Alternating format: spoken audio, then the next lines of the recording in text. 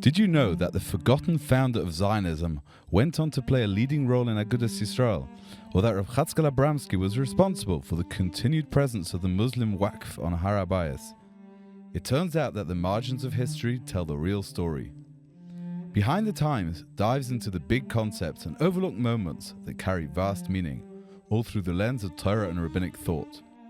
Behind the Times, with Rabbi Efraim Zalman Galinsky and Gedalia Guttentag. Evening was approaching when, coming from Radin, we arrived at the wooden hut which served as the summer home of the Chofetz Chaim, the acknowledged greatest rabbinical sage of our time. Walking through the smoke-filled kitchen of the cottage, we stepped into a small room. We were standing now before the 92-year-old sage, of small stature, wearing a black silk robe, a black summer cap on his head, sitting in an armchair. A spark of real joy came over his face with our arrival. With subdued satisfaction, he said, "Shalom Aleichem" to you. And then we approached, each one of us offering him our hand. Strangely enough, every one of the guests bent over the Chofetz Chaim's hand in humility and kissed it. What was it that made us feel so solemn? We are used to holding our heads rather high. How did it come about that in the nearness of this man, all of us suddenly became humble, self-conscious, and yet elevated? Everyone was keenly aware we were standing before the single greatest halachic authority of our time. Still, there was another element which had a powerful effect. Though none of the conditions which stir the senses were present, no resounding speech, not even an extraordinarily intricate thought, that in itself was what made such an overwhelming impact. No adornments, just humanity, pure and simple. That, my dear Rabbi Efraim Zalman Galinsky, is one of the most extraordinary descriptions of Gadlus that I've ever encountered. I happen to agree, Rabbi Gedalia. And where does this come from, Rabbi Efraim? It comes from a group. This were the words of Rav Yosef Tzvi Carlebach, the scion of the famous Carlebach dynasty, who was later killed in the war. Last Rav of Ahu, Altona, Hamburg, and Wandsbek. And these words appear in his remarkable diary of the 1929 Keren HaTorah study tour, which brought a whole group of sophisticated German rabbis and intellectuals to a journey across the Hassidic and Litvish worlds and the worlds of Eastern Europe. The reason I selected this for our pre-Shavuos or Shavuos episode of Behind the Times is that I have never seen such compelling analysis of what Gedolim are. I've never seen such a compelling contemporary account of the loftiness of the pre-war yeshivas, of the beauty of learning Torah, and it's really an ode or a song in the very, as we're going to see later, in this diary of Yosef Tzvi Carlebach. And I want you to address, while you're mentioning it, that what was missing in Germany. I mean, he was a Talmid Chacham, right? And there was a yeshiva in Germany, and they probably learned at a high level. But what was missing? Like, what did he feel? I think we're going to be able to see in his own words later what it was and the value in this little known. And I'll just say for listeners, this diary is printed in a book by his son, by Rabbi Yosef Tzvi Carlebach's son, Rav Shlomo Carlebach, who's not the Shlomo Carlebach the singer, was a cousin. The book is in English called Ish Yehudi, the life who originally and legacy. was the Mashgiach in Chaim Berlin. Who Shlomo Carlebach. Lived just a few years ago. Right, and he was a tremendous Baal Machshava. I want you to know that while I was learning in Hebron 30-some odd years ago, they used to bring to the yeshiva these like kuntrasim of Reb Shlomo Carlebach. Right, it was called Mizmor Shlomo, I think, and it's beautiful stuff. It's really Divrei Machshava, very beautiful. I think they reprinted after he passed away. They reprinted something like that. So I think primarily, Efraim, what I want to see over here is just to let this song of the Torah come out. It's so beautiful, just on its own, doesn't need any commentary. But there's another point over here, which is that I think that in this meeting between the two worlds, and we're going to get into why indeed this was, how different these worlds were, and that will become obvious. But I think we see the seeds of our world, because our world today is people like to think it's just the regeneration of the old pre-war Eastern European world. That is emphatically not the case. It is a melding of the pre-war different Jewish worlds, different frum worlds that made up that great disparate Jewish world. And I think I'd like to explore that.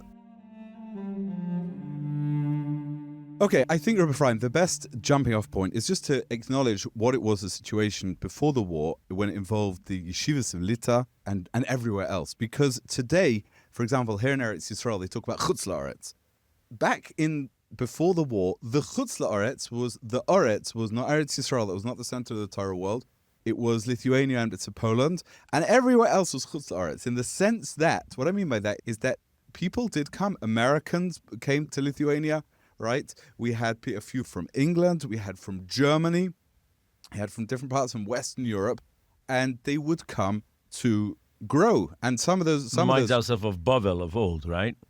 Everyone coming to Bavel, as in like there was a Torah center, Gainim, right? Correct. There was, and right through history, there's been times when the Torah center was in Germany. There's been times when the Torah center was in France. The Torah center has moved Russia, Poland, different places. It was Lithuania largely before the war, at least when it came to what is known classically as the yeshiva world. And we know they weren't the only Germans to go that direction that time. But in 1929, remember, a lot of what we know as, for example, Rav Shlomo Wolber was to come from Frankfurt, or Rav Shimon Schwab was to come as well. And there was a very strong traffic, but that seems to be more in the 1930s, I think. And so 1929 was early, and it was a kind of opening up of different worlds to each other. There's one point that you have to try to explain to the listeners, and that is the influence of German Jewry on things happening to the Jewish world in general. Because today, if you're going to tell someone in the street from the yeshiva, yeshiva bacher, and you say like German Jewry was like playing a central role, right? It Pasha doesn't make sense because today we're in a situation where German Jewry is well, it's essentially no Russian-speaking German Jewry and a post-Kirov situation. Agreed. And I think it's very important to understand that the effect of what had happened was like this. The German Jewry, going back in the generation of Shimshon Val Hirsch, the early to mid-19th century, German Jewry experienced what I would call a near-death experience. It was the center of the Torah had been literally in the land called Ashkenaz. And what had happened then was that Reform had mounted an assault, such a successful onslaught, that they created a situation where this ancient center of Torah, Reform ruled. They closed down mikvahs. They closed down chadorim. They legally took over what the government recognized as the Jewish community and created a situation there was almost nothing left. The neo-orthodoxy, I suppose it's called, of Rav Shimshon Val Hirsch, and there were others of his time, right, great rabbanim of his time, they fought back, they created individual communities, or whether they did or they didn't separate from the overall community structure in a process known as Auschwitz, but whatever it was, they created a new orthodoxy. Now, when you have, I suppose you could, if we're starting with the imagery of death or near-death experience, let's continue like this. If you have a disease that nearly kills a patient, but the patient survives, he's much stronger. He's much stronger. When it comes to that particular disease, it won't get him. What had happened was that German Jewry had figured out a whole... how to deal with modernity. How to deal with modernity. And by the way, that is the power, the unique theme of Rav Shimshon Val Hirsch's writings, in that he is the one writing and giving the hashkafa of that the Torah can overcome the Western modernity. He was the one. We must stress over here, right? The entire Beis Yaakov movement was an outcome of Rav Hirsch's approach to Yiddishkeit. Correct. How was that? Because Sarah Schneer was listening to Shurim by a local Rav in Vienna, and he was a Talmud Rav Hirsch, and this is where she was inspired to take these ideas and give it over to the Jewish girls all over Europe. Right, you have to understand in those days, and I had a grandmother who's nifter at the age of 104, and she grew up in Krakow. Yeah, and you have to understand that even she was a Talmida. No, she wasn't a Talmida, but she grew up in that generation. Yeah, and she remembers like even the daughters of the great Hasidic rabbis. Were falling away. Wow, because there was no structure for Jewish education for girls. Mm-hmm. So they were the intelligent ones were going out to And the local public library. They were aristocratic, Yep. these daughters of these great rabbis. And Rahman al-San, they were hanging out with Goyish aristocrats. And the continuation is understood. What will that lead to? Wow. Right? And this saved like a whole chunk of Yiddishkeit in Europe. So Rav Hirsch at the end played a very major role in the survival of East European Jewry. So let's get back to that later, because I want to just talk towards the end about there were more components of Efraim than that. It wasn't just an educational philosophy, and it was habits of community and of Torah life. He created new habits, new institutions, and new ways of doing things that we accept totally for not, as usual nowadays, meaning we just take it for granted nowadays. That's how it was. Exist. Right. But no, these habits of mind go back to that battle, that rearguard action fought by Rav Hirsch, and the battle successfully won. And that is the background that I think to understand what had happened, because in the process, neo-orthodoxy in the Germanic model looked very different. I think it was Rameir Shapiro who went to the Rav Hirsch's community, where his son-in-law was the Rav, the Rav Shlomo Breuer, and he'd seen earlier in the day the someone had taken him around Frankfurt, and it was, Western Europe. Germany was a very advanced place compared to anywhere in the world at the time. In the 30s, it would have been in the late 20s. And Rameir Shapiro, they showed him there's a new thing called ice cream. Oh, it's very interesting. So later on, they took him to Rav Hirsch's community, or his son-in-law's community, Galadas Yishurin then, and they showed him, and he davened there. And afterwards, he was asked, if I'm not mistaken, what did you think of it? He said, it's like ice cream. It's very tasty, but very cold. Wow. that is, if I'm not mistaken, that is the thing. And by the way, I'll just add another thing. I think it was the Ponevezher Rav who was asked about, if I'm not going to make my facts wrong as well, he's a pre-war, very famous Rav, and he was asked when Shlomo Breuer, who was Dr. Solomon Breuer, when his Rav Hirsch's son-in-law was nifta, and there was a struggle, kind of a competition, who's going to be the next Rav, and they asked the Ponevezher Rav to be the thing, and he said an unforgettable line, came up with an unforgettable line. He said in Yiddish, he said, "Sie sind noch krank, und sie darf haben a doctor." The Western European Jews, the extra Jews, are still ill, and they need a doctor. Wow. In other words, they need a rabbi doctor. They're not ready for a real Rav in the old style, because they've got caught up with, they need secular education, and they're Rabbonim, and those who know the great Yekish Rabbonim, after even those who rebuilt German Jewry and Yekishkeit elsewhere. There was Rav Munk in London. He had a degree in what else? William Wordsworth, the poetry of Wordsworth, right? And there was this insistence until just a few years ago, until, for example, the last generation of Rabbonim in Washington Heights and in London, there was an insistence that they have, where's your academic degree? And that was the resonance of the Ponevezher Rav's remark. He said, you've built something remarkable. You've saved Yiddishkeit, but they're still ill. They need a doctor. But there's something that we're missing over here, okay?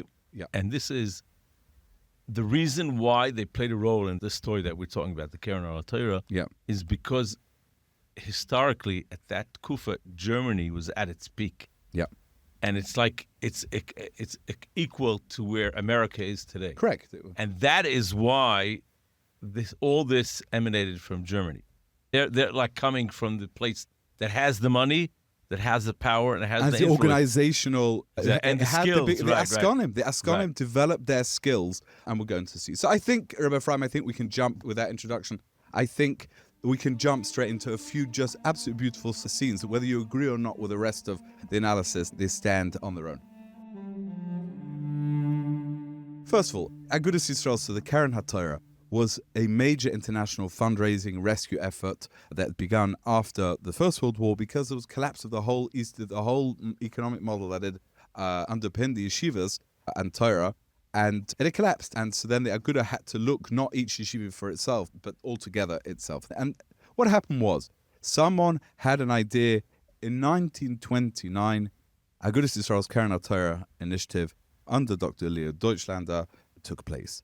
Officially, Rabbi Efraim, what this journey was a study mission. It was a delegation of leading Western European rabbonim and journalists and community figures. They were traveling through the great Torah centers of I'm Eastern assuming Europe. that we're talking about all from.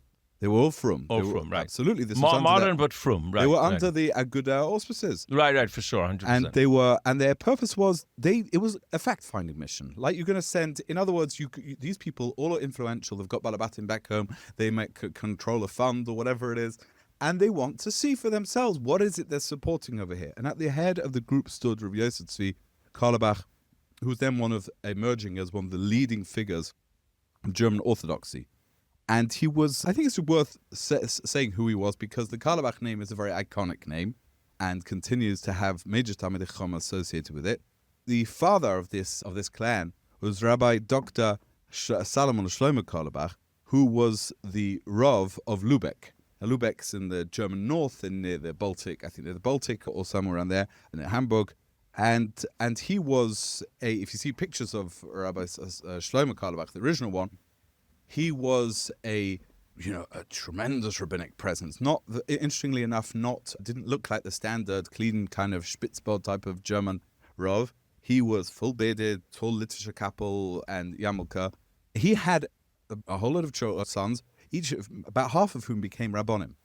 In that final generation, German rabbinic generation before the Holocaust, about 5 of them were Carlebach, and they were supported in turn by some of the others. For example, I think one of the other brothers became a banker. He was wealthy, supported his brother's effort. And they were all sorts of, in the Hirschian way, you had the rabbis and the doctors, and they were all, and sometimes at the same time. But crucially, the father was very close and for some reason had links to Gedalia of Eastern Europe, and there's a correspondence between them. So there was this connection. And just to carry on from that point, that 2 of his children, 2 of Rabbi Dr. Shlomo Carlebach's children, one of them Yosef Tzvi, and the other one I think was Rabbi Manuel Carlebach. Both of them were chaplains in the German army during the First World War, and they were instrumental in the First World War in saving Polish Jewry, working hand in hand with the Imre Emes, the Ger Rebbe, to streamline and professionalize. He was positioned in Eastern Europe. Yes, he was part of the German government of occupation, but he was a chaplain for the army whose Siyata D'Shmaya was able to win favor with the generals and basically shunt to the side the reform Jewish leadership who were being consulted. Remember, in the First World War, the Germans spent 3 or 4 years in Poland, occupied it. They had a chance to revolutionize everything, and they tried to.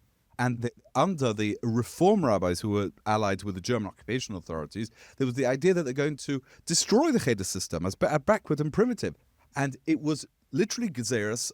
And he stood in their way. And That's the 2 brothers were able to made contact with, I don't remember how it goes, together with another Chashver German Rav, whose name I forget, who they were able to win the confidence of the German authorities. And they had the confidence because they walked the walk and talked the talk. They were clearly university-trained, sophisticated people.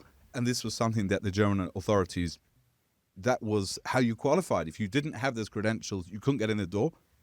And they were able... That is very interesting, that 2 German rabbis enabled continuity of authentic Jewish life in Poland. Yes, it's a very big between story. The 2 world wars. It's a very big story, and the relationship, I've written about it years ago.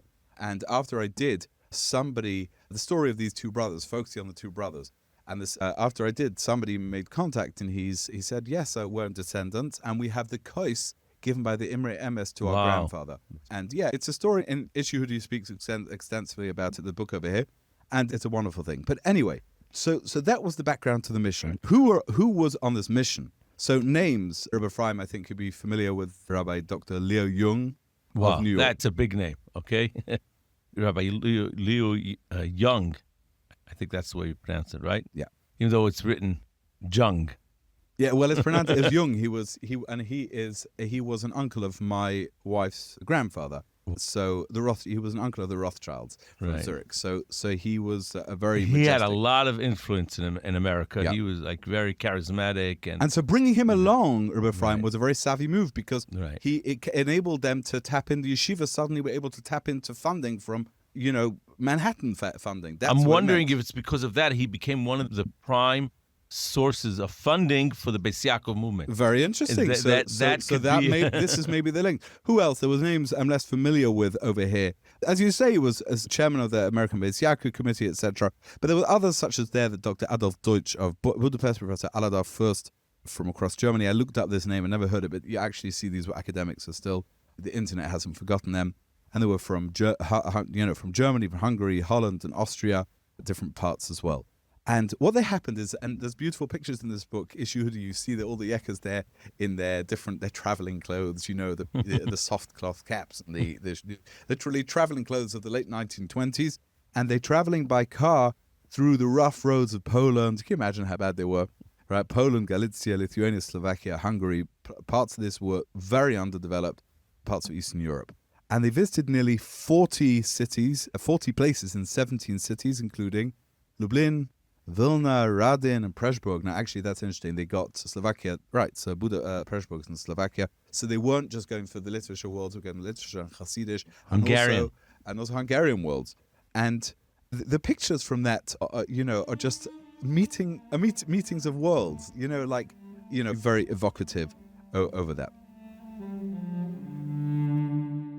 Rabbi Efraim, let me just quote over here. Let's begin to quote him because the diary here is so rich over here. These are the records of Rabbi Yosef Carlebach, and he says like this: was it a summertime excursion or a study tour, an exploration trip or a visit to the centers of Torah, a pilgrimage or a religious service? What indeed was this event orchestrated by the Keren Torah, which brought together 20 people from 7 different countries, representing 15 different professions? I love that very Yekish touch.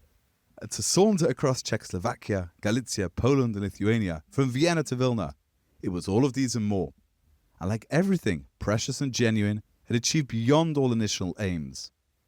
It was a total novelty in Jewish communal life, and this is beautiful. The brothers' journey to seek out brothers and to see them. Thus the journey assumed a symbolic character. It became a harbinger of kibbutz galuyos, of the great reunion and recognition of those who belong together. So saying beyond the practical purpose of the mission, the fact that they were meeting each other was an importance of itself. Correct. And I think that's a very good expression of what's happening here. It's a meeting of worlds. And as we said, remember how separate these are. The German Western European experience, now fundamentally different from life in Eastern Europe. And I think, Rabbi Efraim, it's fair to say that after the war, after the Holocaust, you're getting the rebuilding of the frum world. These worlds didn't disappear, but they live side by side. In Flatbush, you go to the Yeshiva of Flatbush, a Modern Orthodox institution, which is down the road from Chaim Berlin, which is, right, and you're seeing across. People are not geographically separated by hundreds of miles and different state borders.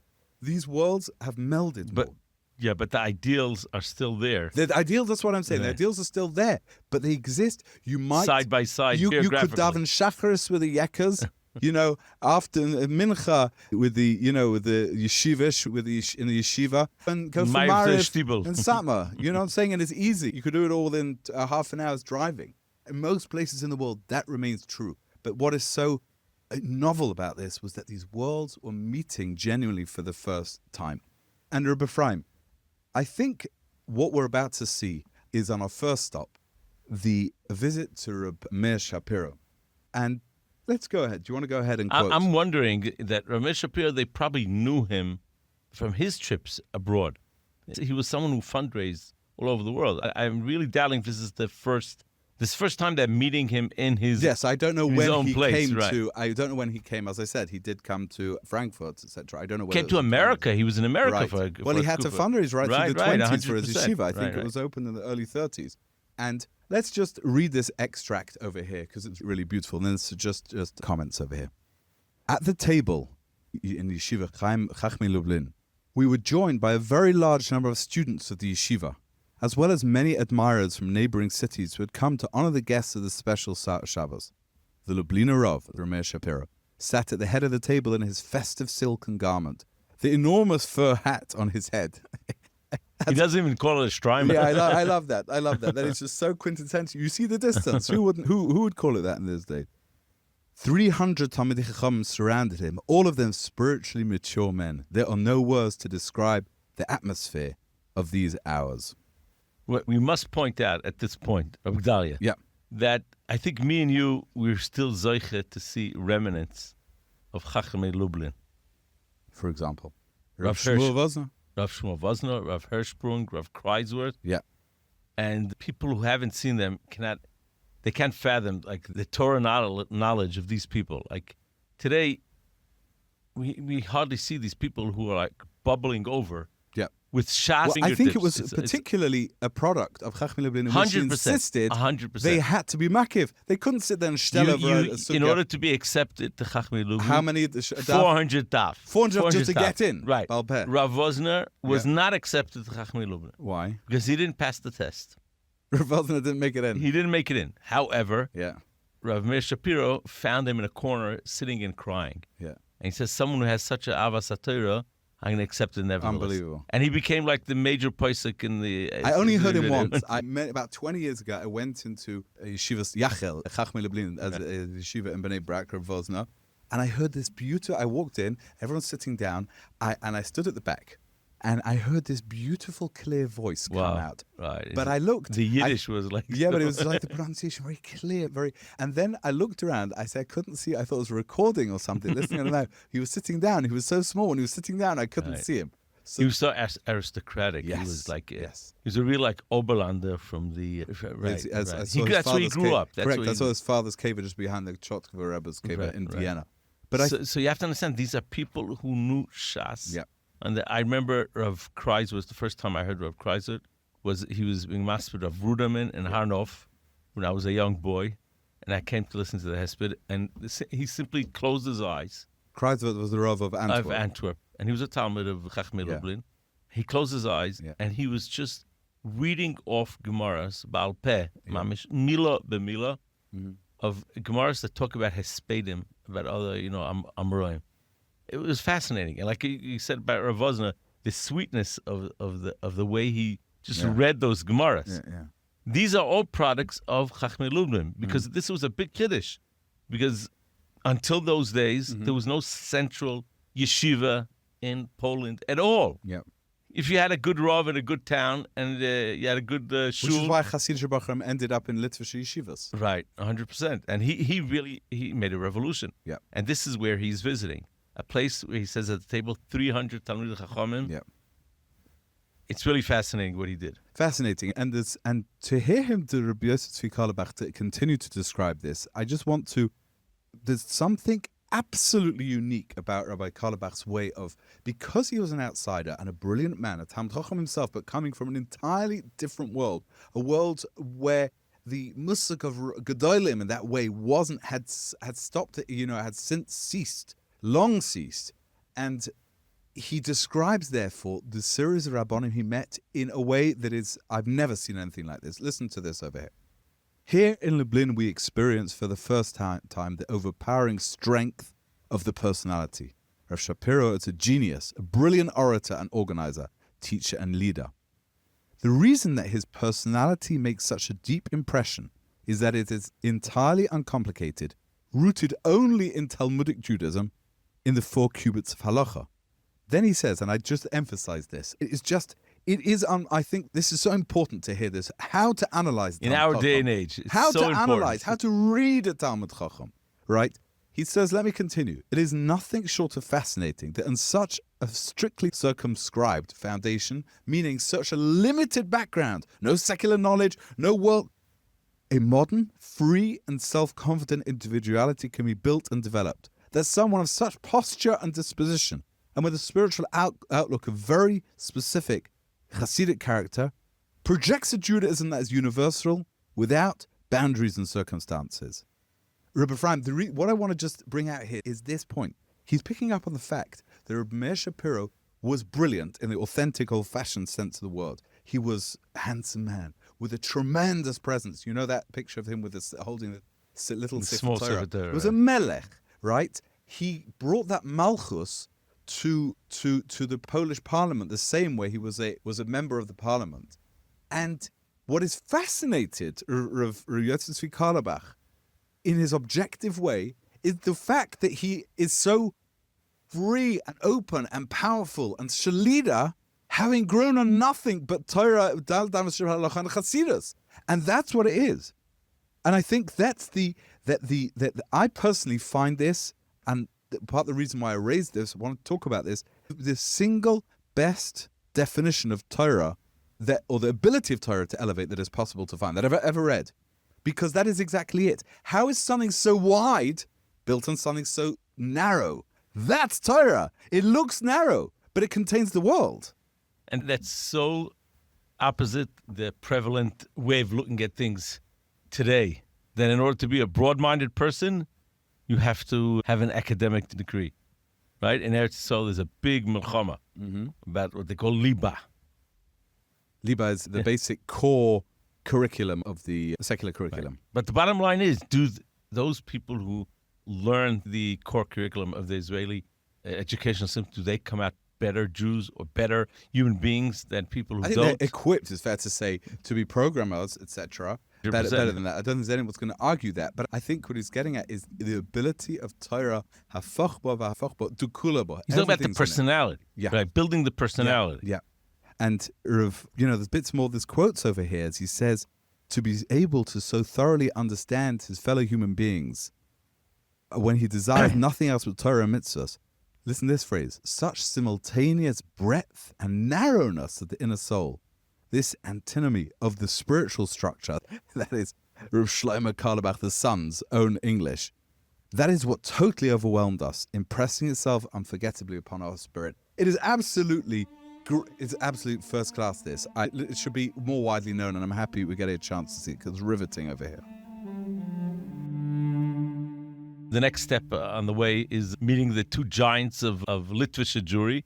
We're talking about Rabbi Moshe and the Chofetz Chaim. I once came across a pamphlet. I believe no one had ever seen this pamphlet in the last few years. It was like a printed small pamphlet from a Yortzeit evening dedicated to Rabbi Dr. Yechiel Yaakov Weinberg. The Srideish. Right. I think I told you many times before that the Srideish has an adopted son, not officially adopted son, but Srideish had no children. Right. And there was a Talmud of his by the name of Shaul Weingart. Yes. He brought over the Srideish to Switzerland in order to help him heal Is medically. he not around still? Oh, right. Shaul Weingart Yeah. was a Talmud of the Srideish, probably from the Rabbinic Seminary. And after the war, the Srideish was in a bad matzav medically, health-wise, and he brought him over to Switzerland. Yeah. And he took care of him, like with doctors and all that. And he managed to, bring him back to life. And then he was killed in a train accident. So it's his son. So his son, now the cards flipped, you understand? Right. The Srideish, adopted the children of Rabbi Shaul Weingart. So his son, Baba Weingart, he organizes once a Yortzeit. The Srideish. It's the Srideish. So after one of these evenings, so they printed out a pamphlet of summarizing what they were talking about. Mm-hmm. And one of the speakers there his name was Reb Chaim Lifshitz, who was once a mashgiach in Keren B'Yavne many years ago. And he was he had to be in Switzerland for something. I think he was learning psychology at that time. By Piget, is that right, in Switzerland? And he was like a Yad Yaminoi of the Srideish. And you have to understand, he says, the Srideish was a very critical person. Yeah. I mean, you can even see it in his writings. He can talk about someone, but he can point out where major he thinks, flaws. right. There's no one above that, right? But when he spoke about the Chofetz Chaim, he had tears in his eyes. That's what Rav Lifshitz is. Rabbi Lifshitz. So I once asked the Rav Abba Weingart, what? Why was the Manishtan of the Chofetz Chaim? What's going on? So he told me the following story, that he was so moved by the personality of the Chofetz Chaim because of personal encounter that he had with the Chofetz Chaim. So it's worth listening to. He was a young yeshiva bacher, and he was traveling by train, and he asked a few local bums on the train where to get off. And because he didn't understand Russian properly, so he got off at the wrong place, and he was beaten up by some hoodlums. And then he decided that he's going to learn Russian. And the Chofetz Chaim heard about it. And the Chofetz Chaim, the next time he came to that area where the Srideish was, he sought him out and he said, bring him in. But the Srideish was a famous Ilui. And in other words, the Chofetz Chaim felt 17 years old, right. that he should be focusing not on language, but on Gemara, on learning. Yeah. Right, exactly. So he said the first thing was that he walked into the room and the Chofetz Chaim got up for him. So the Srideish said, as soon as I saw that, my heart fell. Okay, the Chofetz Chaim had something in mind, and the Chofetz Chaim turned to him and he says, "Do you see all these Sfarim over here? Like there's a Choshen and there's a Mishpacha. See all these Svarim? Yeah. Who are they written for? Who's going to learn them? Like the university students are going to learn. Who's going to learn? You're the one that they wrote the Sefer for. Mm. And he took him by his hand and he started crying while he held his hand, and he begged him not to learn Russian, but to focus on Torah learning. Because he understood that. By the way, the Sudesh was a professor in, later, I think, Semitic languages, by the way. Mm-hmm. So I don't know if he listened to the Chavetz Chaim's thing, his direction, but he was very impressed by the Chavetz Chaim's sincerity. And as above, Rav Karlbach's descriptions are fascinating. But one more personality of similar power and nobility was on our agenda before the conclusion of our journey. It seems that he was one of the last visits. Yeah, it's not strictly in the order that it appears. Right. Rabbi Moshe Grylak, to us, children of the modern world, was perhaps even more important and consequential in his uniqueness. While the Chavetz Chaim made us experience a portion of otherworldliness, a sabbatical stillness of eternity, we met in Rabbi Moshe a person who was closer to our level of life. These two great men could, in a certain sense, be compared one to another as to Yemos HaMashiach. Rabbi Efraim, this is unparalleled stuff. I've often felt it's a failing of the way that we write biographies and that we talk about Gedalia Yisrael. In the end, they all sound the same. And that is such a cliche that it's talk about a cliche about a cliche. But it's something we must overcome because you see it can be done. Look at the genius of that. Look how penetrating that insight is. To compare Chaim Oizer to Yemos HaMashiach, what's the difference between Yemos HaMashiach and Olam Haba? Is that Yemos HaMashiach is, Chazal say, the world will continue, as the Rambam says, the world will continue as before. It will just be on an elevated plane, but the physical reality will remain the same. Shibud Malchus Bilvad, that's correct. What it says, right. And so that is Chaim Oizer, the ability to totally be in this world and be a normal human being and yet be elevated. Whereas the Chavetz Chaim was this taste of Olam Haba, right, which is a supernatural or existence of holiness that is not of this world. That is a remarkable and startling insight. 100%. If you allow me, I once interviewed a very important figure in yeshiva history, right? And that is, you probably know the name, Reb Jackie Levison. From London. He was a Yad Yaminoi of the Panovich Rav for many years when the Panovich Rav came to London to raise funds for Panovich. And I had the privilege of sitting with him and Rabbi Menachem Cohen, the head of the rabbinical board for the Hebrew Mishpacha. Yeah. And they're friends from way back. And the beginning of Panovich. Right. And we sat there for probably over an hour, maybe close to 2 hours, speaking about his discussions with the Panovich Rav. And the Panovich Rav spoke about the Chavetz Chaim. And he said, it's a long story. I'm not going to tell you the whole story we heard over there. But one thing was very interesting. He said that the Chavetz Chaim was like a malach. Okay? And he gave an example. He says, when we used to sit in meetings with Gedalia and with Chavetz Chaim, the Chavetz Chaim would actually read our minds. And he would point to each one sitting at the table. Yeah. And he would tell them something that they were thinking about. Was that a party trick? I mean, what was the point? For some reason, he was giving them like orders in his way of doing it. But he says we felt that he knew what was going on in our minds. That was the Panovich Rav talking about the Chavetz Chaim. Who was a big person himself. Who was a very big person himself.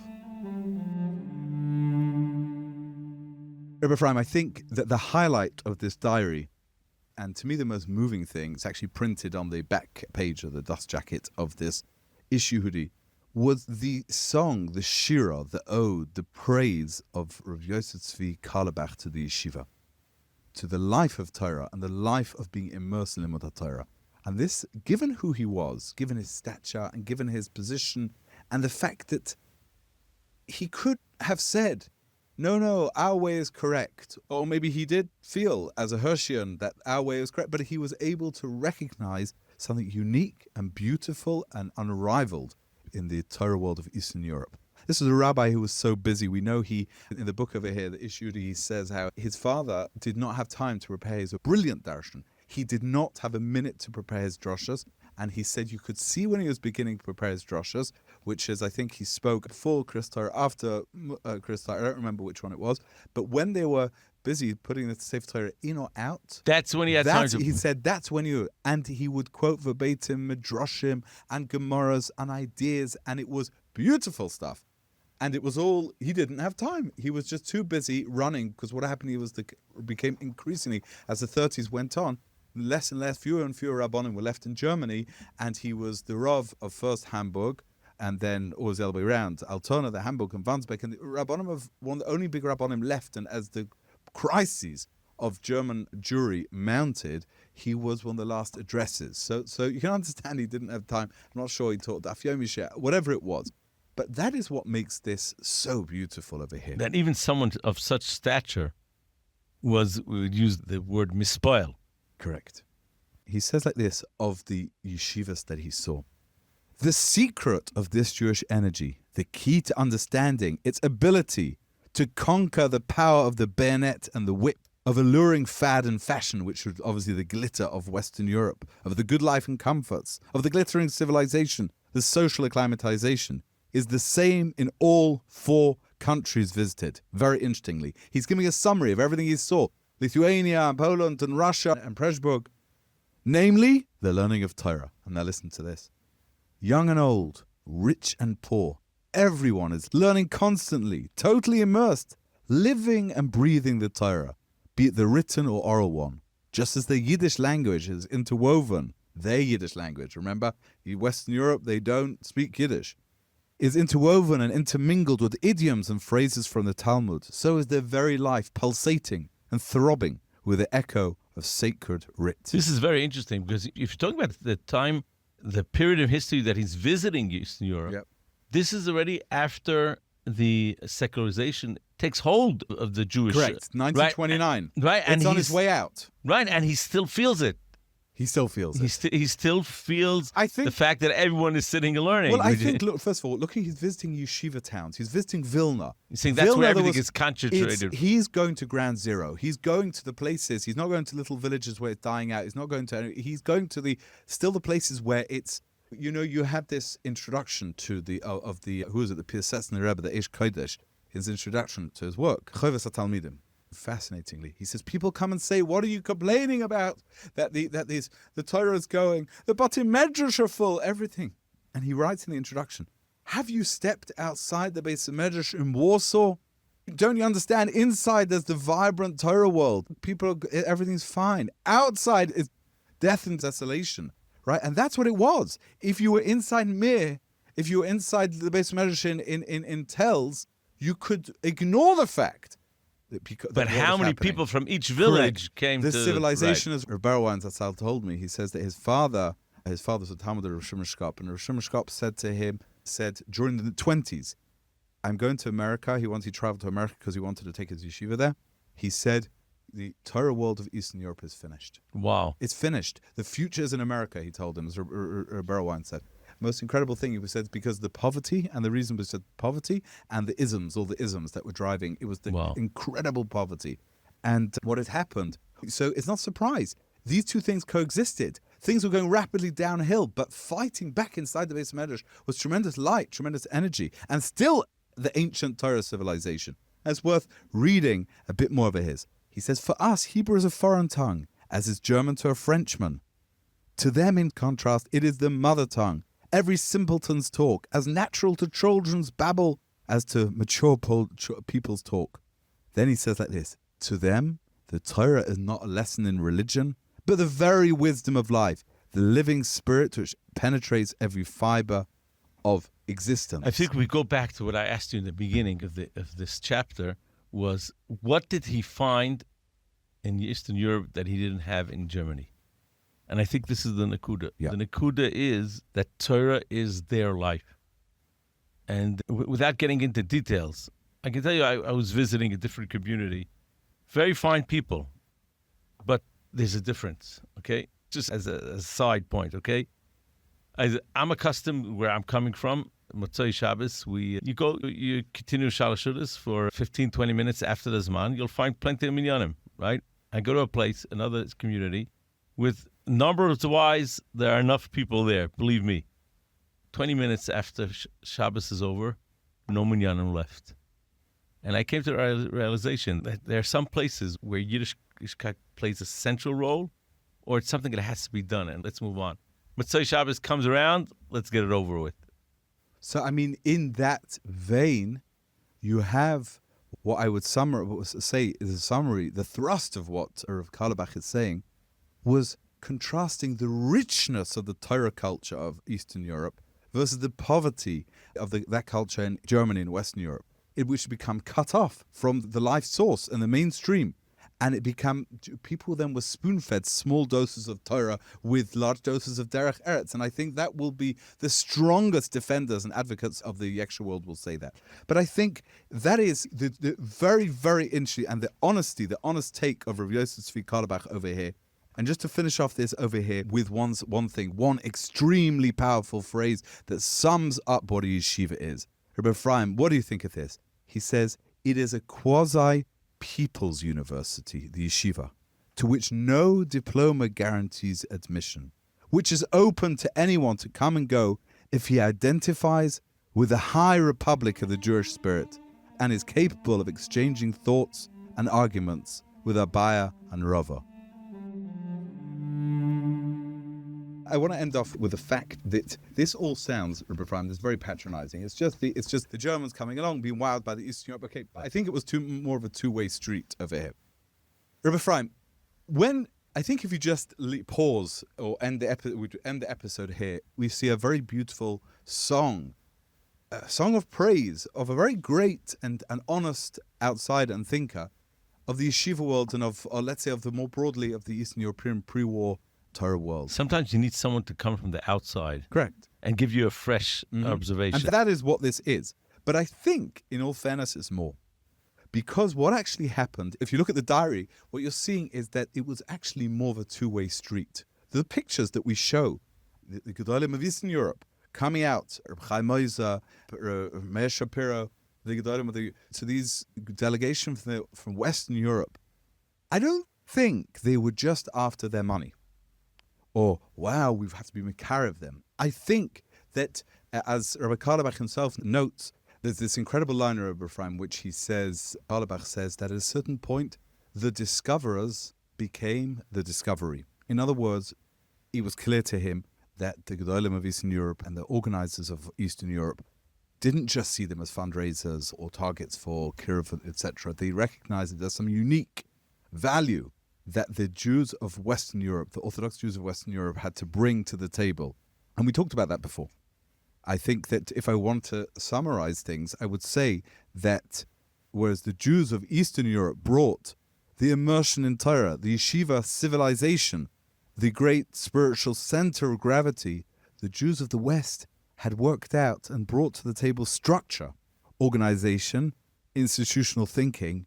Which was now crucial in Eastern Europe, because different forces were coming in. Because the same forces that had laid waste in Western Europe were now assaulting, and that's a subject for another time. But I think very clearly, as we said at the beginning, what we take for granted are the enormous frum infrastructure that we see today. We don't move anywhere. It's almost like with this amazing invading army, the frum world comes to a new place. What does it do straight away? Well, we need yeshivas, Beis Yaakovs, kolim, Chesed organizations, lobbying groups to deal with the local government, professionalized moisters.